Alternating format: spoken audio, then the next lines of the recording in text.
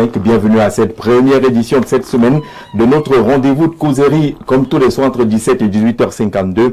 C'est le grand soir qui commence. Cela ne vous a certainement pas échappé. Vous l'avez constaté comme nous certainement. Il y a eu la sortie de Monseigneur Samuel Cléda. Il y a eu la sortie de l'évêque de Yagua sur la candidature du président Paul Biya à la prochaine élection présidentielle. Juste derrière ces sorties des évêques, il y a eu celle des chefs traditionnels mobilisés à Yaoundé dans le cadre d'une session du Conseil des chefs traditionnels. Ceux-là ont appelé le président Biya à être candidat à la prochaine élection. Et puis rebelote, l'archevêque, l'évêque de Yagua remet ça, reprécise sa pensée et montre qu'il est radicalement opposé à la candidature du président Paul Biya. Les chefs du Sud-Ouest n'ont pas attendu. Ils réagissent et appellent même le chef de l'État, le président actuel du Cameroun, à aller lancer sa campagne électorale dans le Sud-Ouest.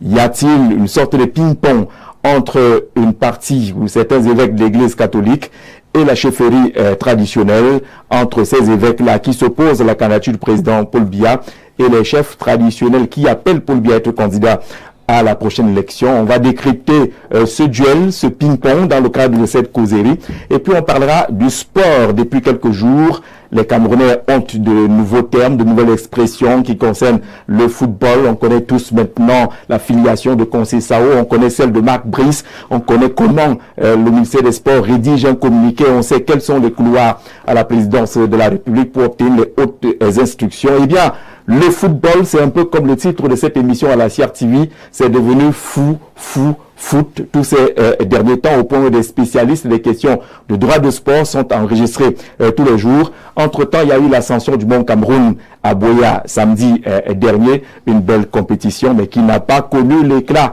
communicationnel qu'on aurait souhaité. Le football et le foot a-t-il fini par avaler l'ascension du Mont Cameroun qui aurait pu être la course patrimoine du Cameroun? On en parle avec nos invités qui sont déjà installés. Permettez-nous d'accueillir celui qui n'est pas habitué au plateau. On parle un peu de politique aussi.